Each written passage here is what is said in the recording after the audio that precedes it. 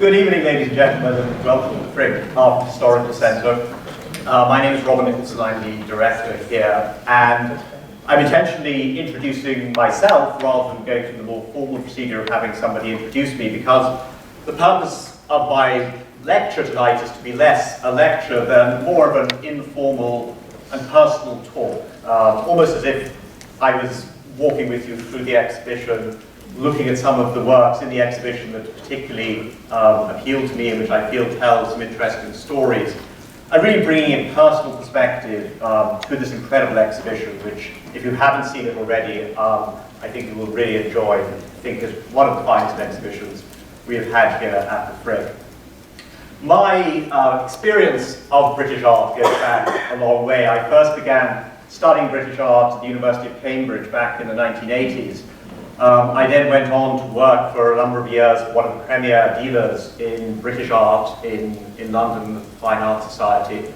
Spent another 14 years curating a corporate art collection of Scottish painting, rich, of course, in British art. And then for the last 8.5 years before I came to Pittsburgh, I was in Virginia at the Virginia Museum of Fine Arts, which of course has another great collection of British art, thanks to the generosity of that Pittsburgh native, Paul Mellon, who gave so much of his collection to his adopted state of Virginia, and to our loss did not give his collection back to Pittsburgh. But I'm hoping to at least remedy that in terms of a loan exhibition at some stage. So as I say, the goal really is to talk about the exhibition and try to tease out some of the themes that I think are most interesting, which most appeal to me. It's not intended to be a scholarly lecture. One will be published eventually, and many of the things I say are purely personal in nature, of the sort of things that I like and find fascinating about British art.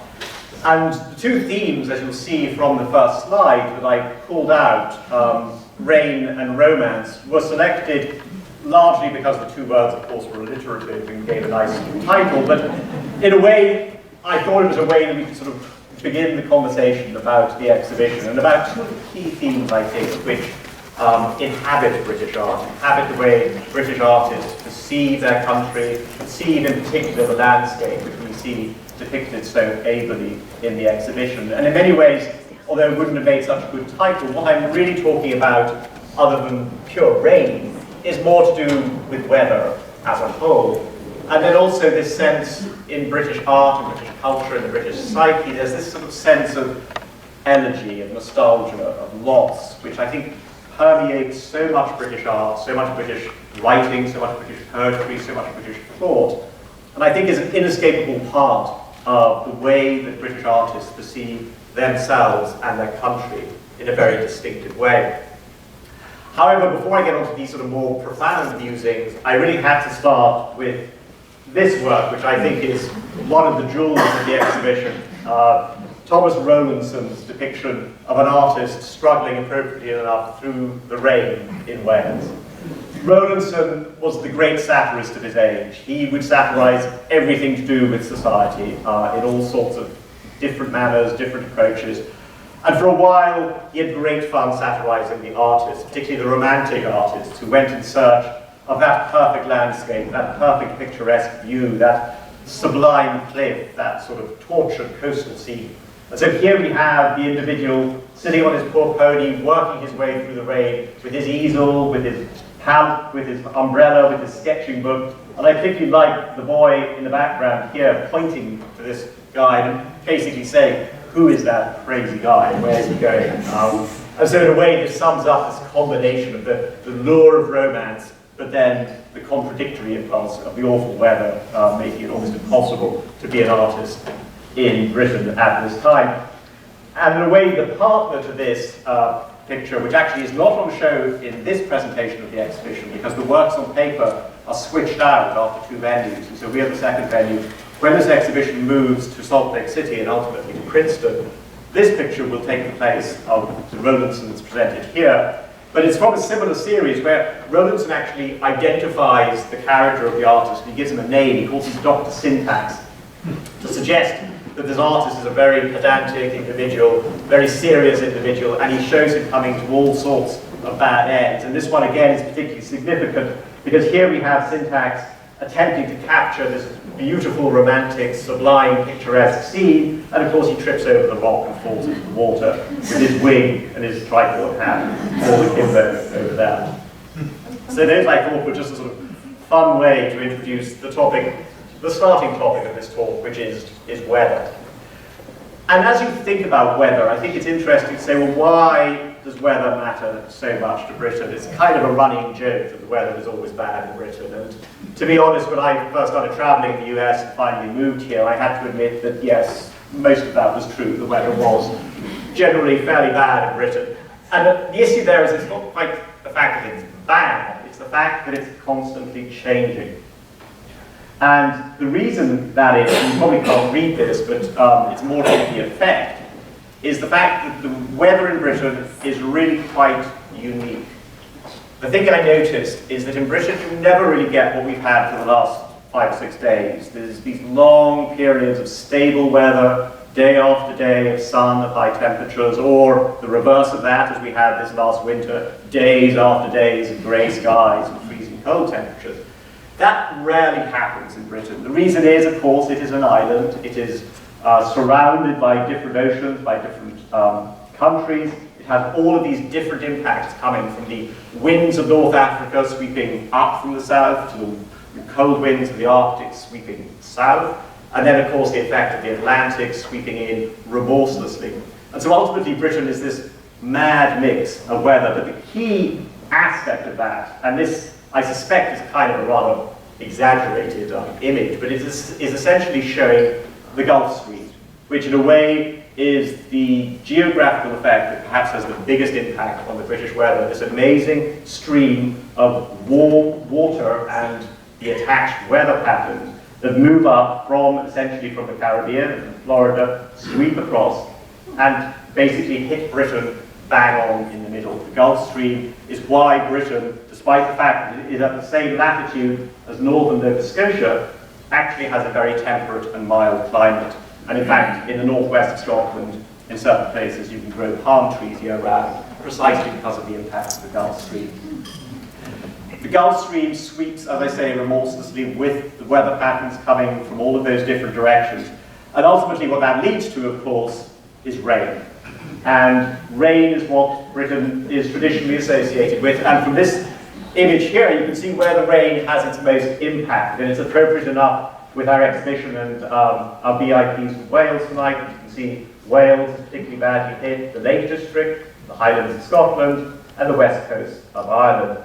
And if you start to look at where all of the romantics, the artists, the poets, the writers ended up migrating to, it was these areas. Wordsworth to the Lake District, the artists who went to the north of Scotland to paint the crags, the artists who all went to Wales to capture the scenery there, those who went to Ireland. They were drawn to these amazing sceneries where the weather was constantly changing. And I believe that that is something that informs the way that artists portrayed the scenery of the British Isles. And I think in the exhibition you will see many different ways that happened. What is so interesting is that the early part of our exhibition really references Italy. And a lot of British artists who went to Italy admired the Italian scenery.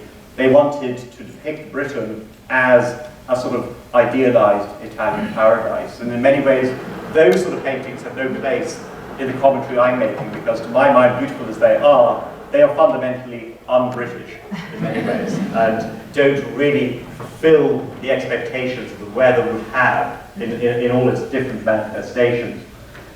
And so the next work that I want to sort of use to illustrate this point is this really, quite frankly, astonishing landscape painting by an artist who is not even in Britain that well known, John Brett. He was associated with the pre-Raphaelite movement, which I'll talk a bit more about later, which was this movement of artists who tried to go back in time to a more idealized period in the history of art, where they believed, literally pre-Raphael, that art was being painted in a way that was truer to nature than the corruptions of the subsequent High Renaissance and Baroque. Brett was associated with that movement, and in this work you see a good example of that pre-Raphaelite painting, which is this extraordinarily accurate, painstaking depiction of all of the natural features. This is the coast of Wales, Cardigan Bay, with all of the rocks, the glorious green, the intense blues of the sea, all depicted so well. But what I particularly like is the cloud formations, which again, to my mind, this idea of the constantly changing nature of the British weather is captured so eloquently in Brett's painting. You feel, even though this is a meticulously painted work that took days, if not weeks, to complete, that it is portraying something extremely transient. We feel that within 20 minutes of the scene portrayed in this painting, the clouds perhaps would have passed on and we would have blue skies, or conversely, and you get a glimpse of it in the distance, and again I would encourage you to look at the painting closely. There's a sense of a shower coming in, of oncoming rain perhaps. So equally in 20 minutes or half an hour, the sky could be overcast and there could be a shower or a squall passing through. And it was that fascination with the effects of light, of changing cloud formations, of mist, of rain, that really began to inform the British way of painting landscape once they had moved beyond the fascination with the Italian approach to landscape painting. And again, I think this is something that in the exhibition, as we move into the early 19th century, really becomes key to understanding the phenomenon. And in a way, this was really, in terms of people understanding it from an art historical perspective, this understanding was, in a way, put into print, in a sense, by an art historian who was not British, which I think is very interesting. In the 1950s, the art historian Nicholas Pevsner, who had fled Germany during the Second World War, was commissioned by the BBC to do a series of lectures on, they called it English art, but in a way that was, in a sense, the default description of British art at the time. And this eventually was published as a book in the 1950s called The Englishness of English Art. And as its name suggests, Pevsner, this German art historian, was trying, in a way like I am tonight, to sort of tease out what is it that makes British art British or English art English. And I think what is most interesting in that context is that the first chapter of the book is called The Geography of Art, because he clearly recognized that geography, and in particular weather, which he talks about a lot, was an inescapable part of the British tradition. He even references how when the Romans occupied Britain back in the 55 AD and thereon, that Tacitus wrote that England was such a sort of town of mists, that it was somewhere they could never really escape from the weather. So unlike, ironically, the Italian experience from which they had traveled to get to Britain. And so in a way I think that that was something that he began to see within the British tradition as being highly important to the landscape painting. He did also comment, none of the nations of Europe has so abject an inferiority complex about its aesthetic abilities as England, which was an interesting take at a time in the 1950s when English art was considered very much an insignificant part of the bigger art tradition of Western Europe. That, fortunately, has changed since then, and now English artists of the caliber of Constable, of Turner, of Reynolds, of Ramsay are now considered to be on a par with the major European artists of their time. But while he was writing, he was really making some sort of groundbreaking observations about the way that English art was distinctive and was truly worthy of examination and study. And so much has changed. And I think exhibitions like this, the interpretation that they're given, the catalogue essays, which are very interesting and profound, I think just show how much that has changed in the 65 years, or 60 years since Pevsner wrote his book. So for the English artist, weather was clearly important. And there was one artist, above all, for whom it was of absolutely paramount importance. And that was the painter John Constable. I'm going to work my way towards talking about him through the medium of watercolour, because I think what is interesting, and Constable himself appreciated this, there was one medium that became inescapably associated with the English in a very profound way, and that was the application of wet pigment to paper, of watercolour. And ultimately, English artists became perhaps the preeminent exponents of watercolour painting. It became a form of art deeply associated with English painting. The illustration I have here is in the exhibition by a painter called Thomas Gerton, who was one of the great early painters in watercolour. He sadly died at the age of 30, and so in many ways his great abilities were never fully realized. And in fact, Turner, who was a contemporary of his, later wrote, "If Tom Gerton had lived, I would have starved." So profoundly did he believe that Tom Gerton was the greater artist than he was.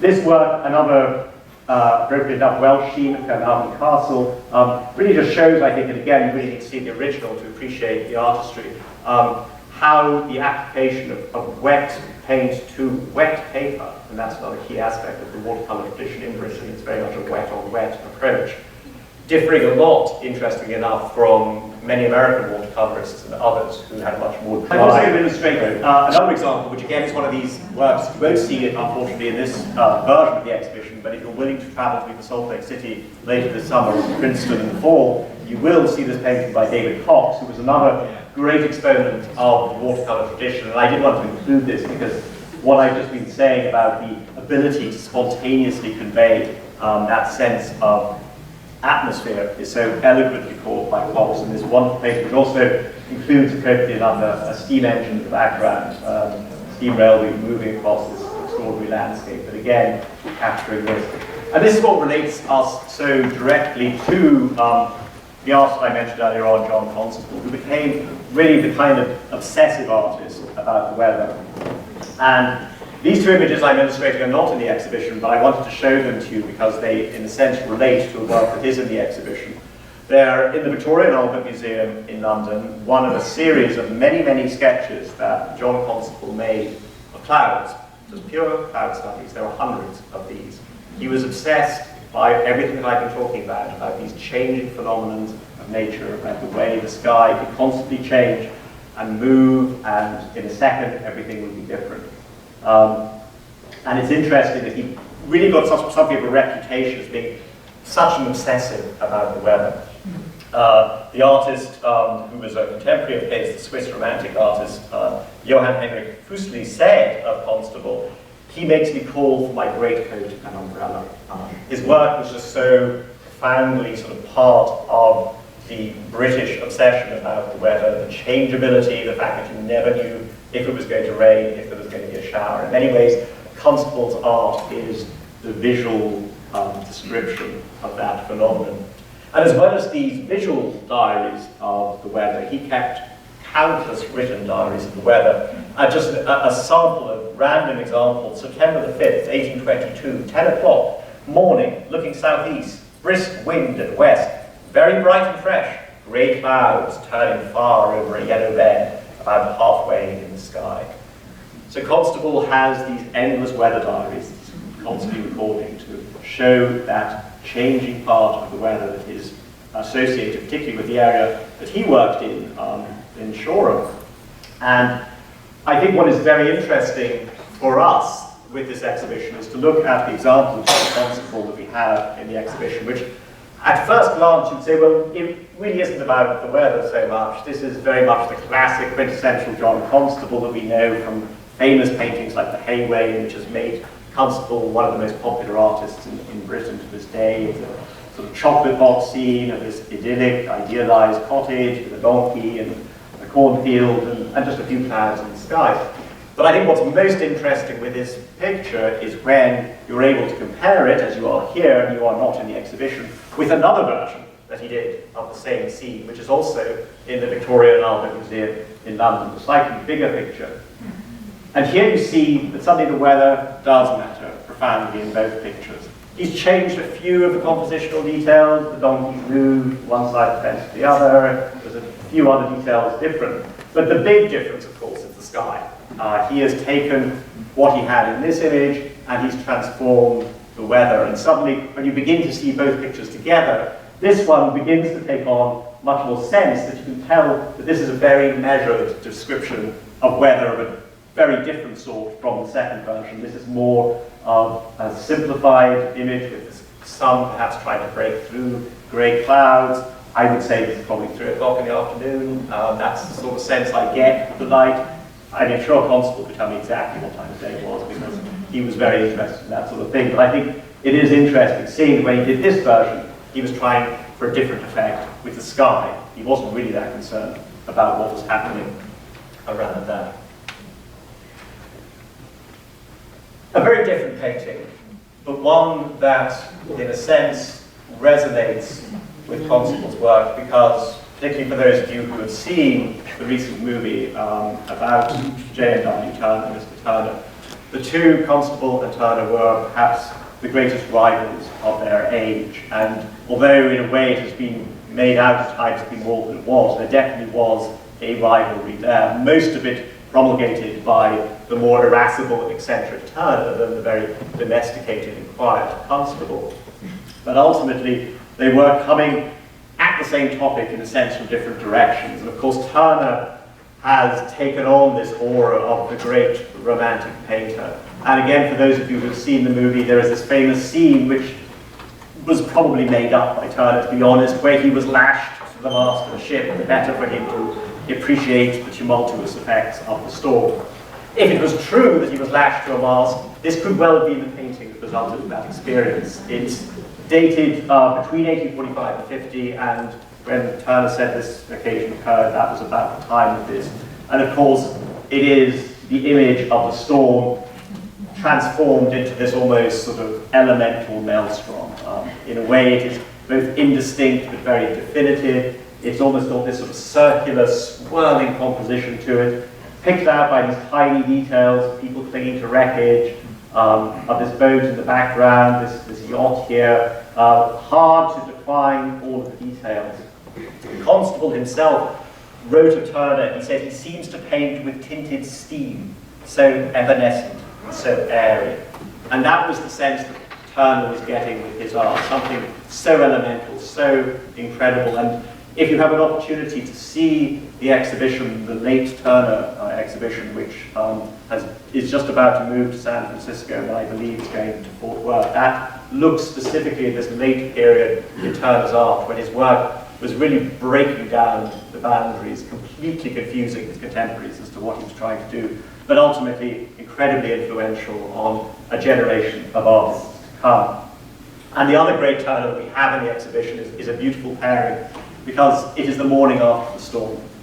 There is some debate as to whether it is actually the morning or the evening, depending on the geography of the sea, but ultimately it is creating that contrast between the turmoil of the storm and then that post-storm repose, where the wreckage is being washed up on the beach, that extraordinary sense of light with the mist in the background, the barely discernible form of the ship, and the sun.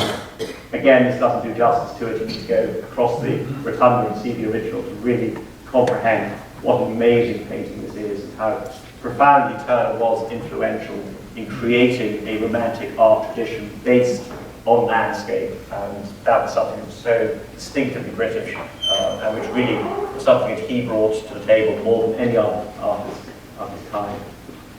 And one artist who saw Turner's work before it was really broadly appreciated and loved it was Claude Monet. And as you may know, our exhibition is not just British artists, nor is it just depictions of British landscapes, but it is talking about how landscape became something so associated with the art of painting in Britain. And Monet came to London on a number of occasions, and interestingly, he always turned to the Thames to paint.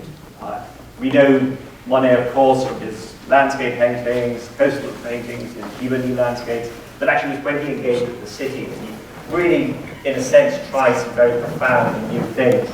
And this work, where he breaks down everything into these sort of amorphous, almost abstract way of painting, to build up this scene of Charing Cross through the fog. He actually said, without fog, London would not be a beautiful city. It's the fog that gives its magnificent breadth. But of course, the irony is that the fog was not really fog, it was smog. And it was only thanks to the industry and the chimneys that, as he sat in his hotel room looking out across the Thames, all he saw was fog. But he painted it beautifully. This is really an astonishing picture in the exhibition, and one of the highlights. So that takes us on a sort of arc through the topic of weather. And for the second part of my lecture, I'm going to sort of change tack a bit and talk about the other R part of the title, romance. And as I've said before, that's not strictly romance in the sort of Arthurian, Holy Grail sort of way, or the idealized poetry of the time. It's something more to do with something I believe underpins a lot of the English perception of themselves, of their landscape, of their character. And that is to do with this sense of loss, a sense that somehow, as we've moved into modernity, the past has been lost to us, it's escaped, we'll never get back to it. And we can only sort of, in a sense, through the work of artists, of writers, of poets, sort of clutch at it as it disappears down the stream of time. And in this exhibition, I see this as a theme. It's touched on thematically in the exhibition towards the end, particularly with reference to the 20th century artists. But I think as you go through the exhibition, you can see it as a recurrent theme of many of the artists who, in a sense, in the exhibition are explored in different ways. The key romantic figure in that context, in the earlier context, is Samuel Palmer. And it's appropriately enough that he was a very close friend of the artist and poet William Blake. And of course, the title of our exhibition is derived from William Blake's great poem, come song, come anthem, Jerusalem, with his reference to England's rolling green hills and the Satanic Mills. And so it's appropriately enough that Palmer, in a way, took that concept of the rolling hills, this idealized green, rustic England, to heart and fled the city of London and headed down to Shoreham in Kent, which was a very, at that time, undeveloped area. And he lived there for many years, just painting this sort of rather mystical, profound vision of an idealized England, which has its roots in a certain spirituality, a certain mysticism, a certain sense of religiosity, which is not directly part of a sort of formal structure, but is something in a way more mystically associated with the English landscape. And this was something that was to become more and more profound as England in particular moved beyond the Victorian period and into the uncertainties of the 20th century. This painting is later than his Shoreham period, but it does relate specifically to that style of painting, this very almost magical realist approach to painting. Again, you have to see the original to really appreciate the deep, glowing colours in the painting, the extraordinary star, which is the sort of up here and then the skylark here. The painting is called The Rising Skylark. And it gives a sort of starting point to this idea of the elegiac quality. There is a certain melancholy to this picture. There's a sense of loss. It is the evening, the skylark rising. In a way, it's something that it becomes, I believe, a part of the British way of perceiving themselves was this sense of loss. And the fact that Palmer was enunciating that on the eve of the triumphalism of British empire building, I think is interesting. I think as we look at the concept of romantic writing, painting, poetry through the 19th century, one has to be constantly aware that it isn't all pomp and circumstance. There is something else very distinct going on, which finds more of a realization as we move forward. Another work in the exhibition which is presented here in a different context, but again I think speaks to something of the same, is another work by an artist who was associated with the pre-Raphaelite movement, but was never wholly a part of it, the painter William Dyce, who very much sort of forged his own niche within the artistic world. And again, like the Brecht that we saw earlier, clearly his work is very attuned to this truth to nature.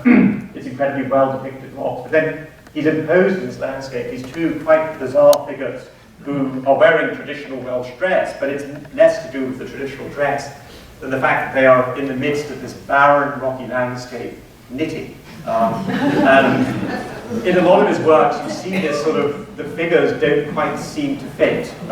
He did a very famous painting in Pegwell Bay, which is in the Tate Gallery in London, which actually shows Halley's Comet going through the air, and these strange, sort of kind of almost ghostly figures in the foreground. And his work is really quite haunting and quite unsettling. Whether that was intentionally so is been something that art historians have been trying to determine, but it still remains a perplexing work. Again, one that I would encourage you to look at in detail.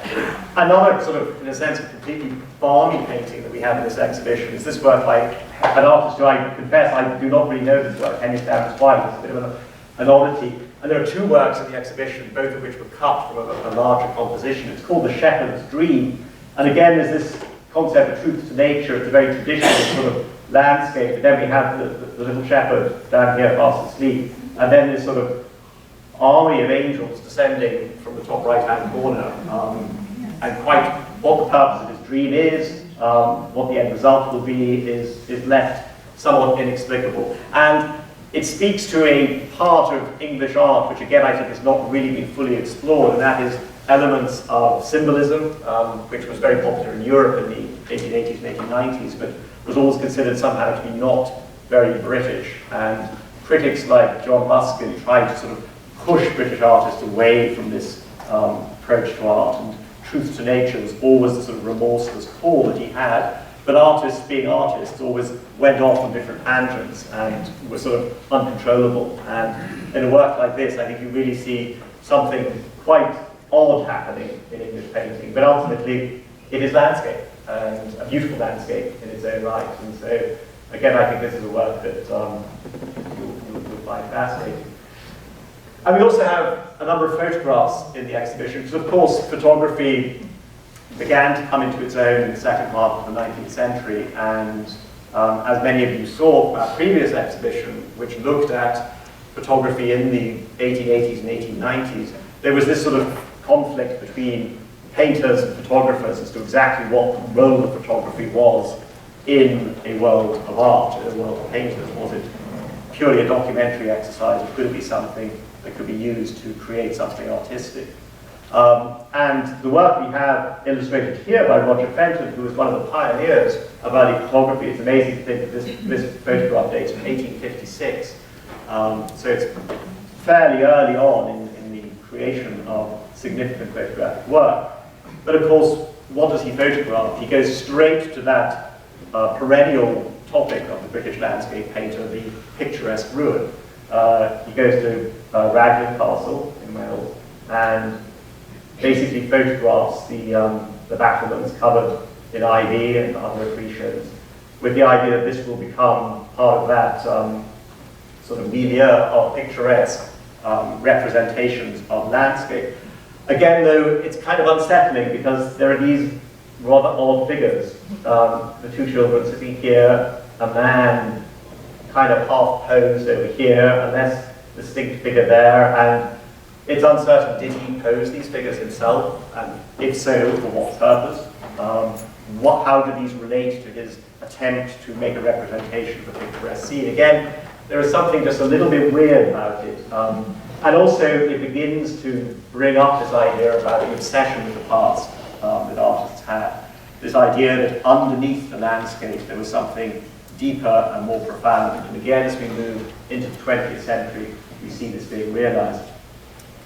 Of course, with the expansion of towns, like we saw with Monet, artists began to say, well, could we not make the town the landscape? Could we not create a tradition of painting that made the townscape as important as the rural landscape? A group of painters associated with Camden Town in London, of which this artist, Howard Gilman, was one, became known for their urban scenes. And also another artist in the exhibition, Cedric Morris, painted this large painting, a view over the rooftops of Mayfair in London, which almost looks from a distance like it could be a mountainscape as much as a cityscape.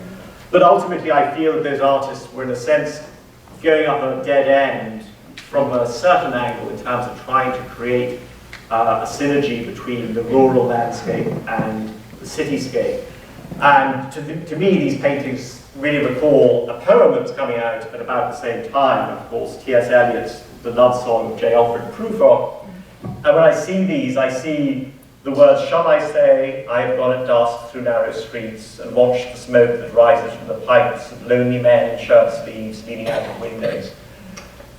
Published in 1917, and of course, Eliot was sort of, in a way, trying to connect to this sense of alienation that the city had created with so many, and I think, in a way, that was what so many artists, landscape artists, were fighting against. They were fighting against the sense that modernity was going to play. By Laura Knight, one of the female artists in the exhibition, I think captures this sense of alienation so well. These figures are on a dark, cloudy day looking out. We don't see the face of the figure on the right. She is turned away from us. There is, I think, an abiding sense of melancholy in this picture. It's not a happy picture by any means, a very beautiful picture. And then this picture, which is actually by the same artist who did the cityscape of Mayfair, Cedric Morris. And to me, this work really conjures up the 20th century sensibility about landscape, about how landscape became an escape from everything that was happening. With the collapse of the British Empire, the onset of World War I, 2 world wars within the space of 30 years.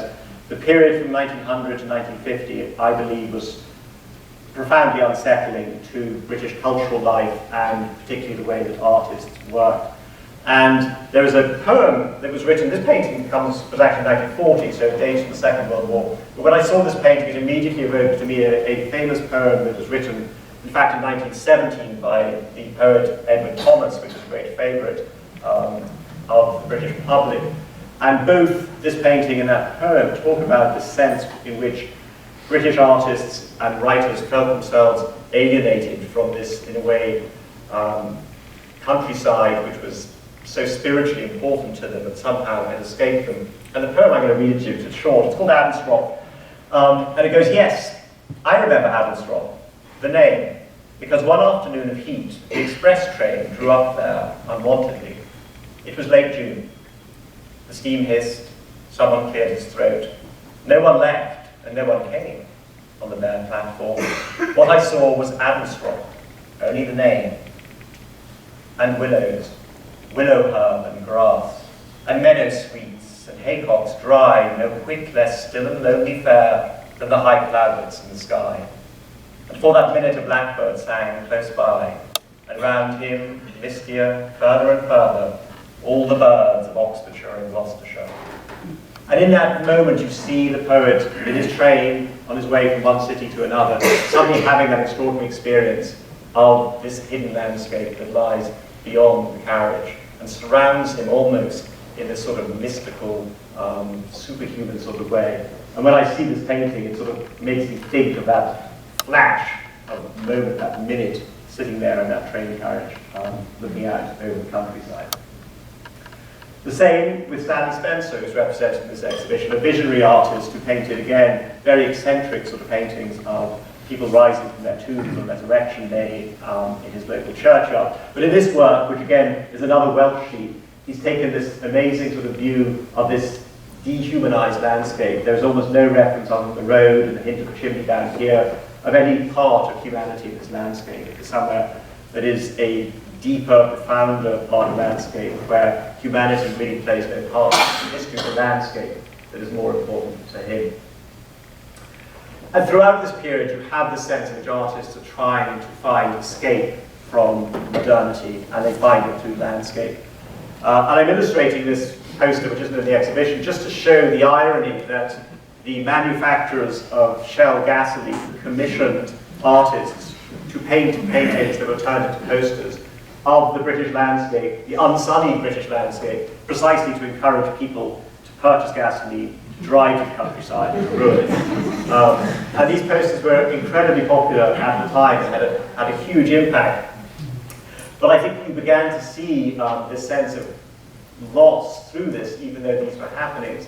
And a number of writers at the time expressed very strongly the sense that they felt everything was going to rack and ruin, particularly in that period between the 2 world wars.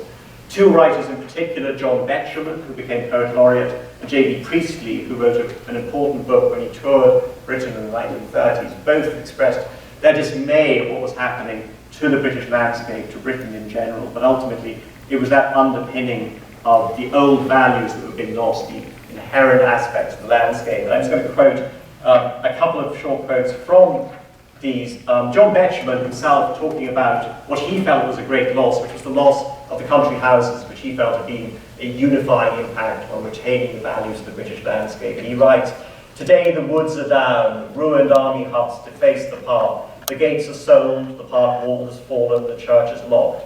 The village is strung with poles and wires, and most of it has been rebuilt to look as much like Slough as possible. The kitchen garden has been ploughed, the folly has disappeared. Demolishers have bought all the chimney pieces and panelling of the old house, and these, like its pictures and furniture, have either been sold to America or gone to adorn the boardrooms of investment trusts. And you and I are labelled Tories for not regarding this as progress. Even more profoundly, Christie, in his book, written in 1933, An English Journey, identified what he thought were three phases of English history. He talked about the old England, and that is the England that everybody strove to get back to, but which was lost. He talked about 19th century England, the industrial England, and in a sense he had an appreciation for what that had brought to society. But what he really abhorred was what he called the third England. And I quote, "It was made up of arterial and bypass roads, of filling stations and factories that looked like exhibition buildings, of giant cinemas and dance halls and cafes, bungalows with tiny garages, cocktail bars and Woolworths, motor coaches, wireless, hiking factory girls looking like actresses, greyhound racing and dirt tracks, swimming pools, and everything given away for cigarette coupons." To him, England was lost. And to a whole generation of artists, they were trying to see where they could recapture something of that England. And a movement emerged called Neo-Romanticism, which is featured in this exhibition. And ironically, one of the great Neo-Romantic artists was also commissioned to do one of these posters for Shell. The work by Graham Sutherland in the exhibition and the work by his contemporaries, I think, shows these artists in the between the war years trying to work out what is the elemental aspect of the English landscape, what are the underpinnings. There was great fascination in looking at some of the old Celtic ruins on landscapes, and looking at ley lines, which were these supposed lines that connected Celtic and other ancient spots. Stonehenge became an object of fascination once again. All of these prehistoric monuments. There was a sense there was something more underlying the English landscape. And artists were struggling to create a medium by which they could depict this tortured landscape. Artists like John Craxton, these very sort of, in a sense, impassioned landscapes, semi-abstracted, but also with strong visual elements drawing on them. And then John Piper, who actually, appropriately enough, with Betjeman's reference to follies, did a whole series on follies on great classical estates in England. But again, there's that sense of this sort of tortured presence in amongst all of these buildings he tries to convey. And as this was painted in the 1940s, of course, during the Second World War, when that sense of loss was becoming more profound. And I'm going to conclude my talk by talking about one of the great works of literature that emerged from this period, which I think has interesting sidelines in terms of thinking about the English psyche, about painting, about landscape. And that is The Lord of the Rings. Written by Tolkien from 1937 to 1949, published in 1954 and 1955 in 3 volumes, which we see here.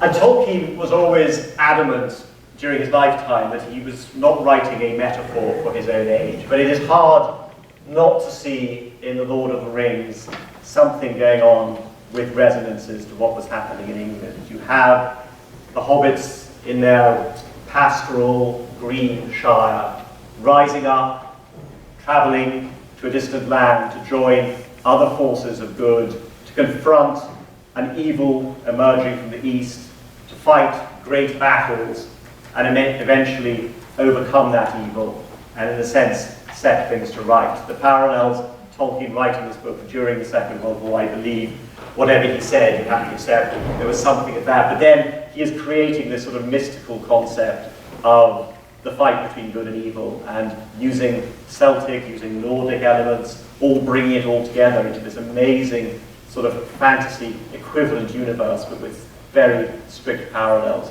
existing between it. Ultimately, there is a lot in Lord of the Rings which is elegiac. At the end, of course, for those of you who've read it or seen the movies, they talk a lot about now has become the age of man. The golden age has passed. The elves will disappear into the west. It will be a more prosaic age, a different age. In a way, it will be more of an age like Christie described, the third age. Things have changed. And there is a chapter in the book, the penultimate chapter of The Return of the King, which interestingly enough was omitted from the movie version altogether. It's called The Scouring of the Shire.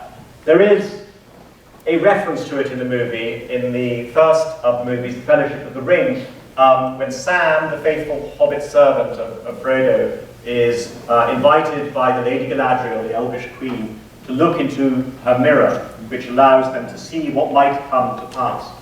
And to Sam's horror, he sees this image, which is not very well fit, this is a still in the film.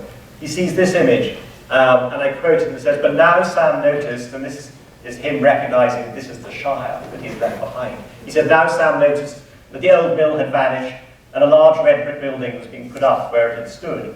Lots of folk were busily at work. There was a tall red chimney nearby. Black smoke seemed to cloud on the surface of the mirror." He is told in the movie that this is not what will happen, but what may happen if the quest is not concluded.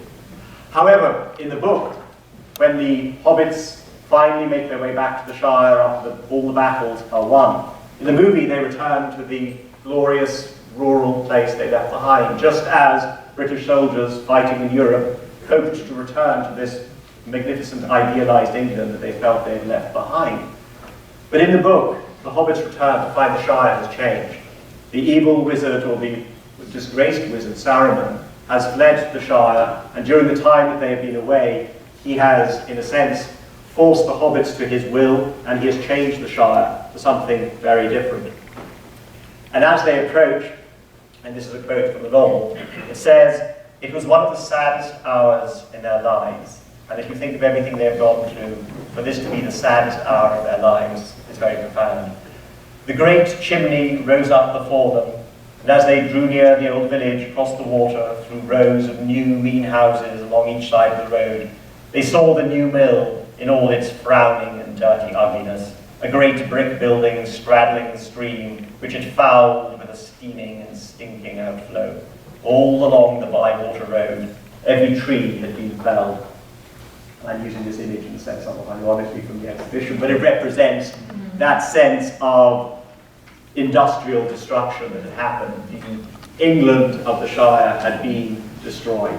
It had been converted into this satanic mill.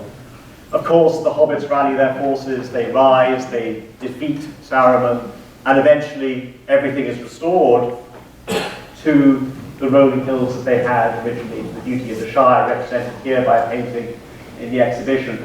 But even then, there is a sense that things have changed. The old ways have passed. Frodo himself eventually feels this is no place for him. He has to leave with the elves and go west as well. And I think in the same way with the English landscape, with the English perception, there was a sense in that 1940s, 1950s period that ultimately the Satanic Mills had overwhelmed the rolling hills. Thank you.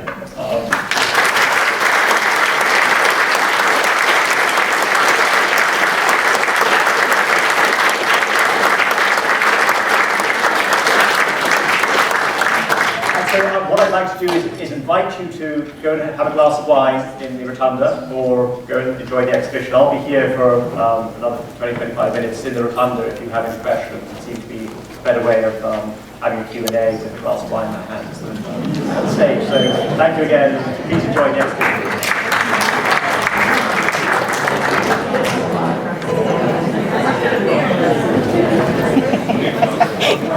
Straight up close up of you at the end. Oh, really?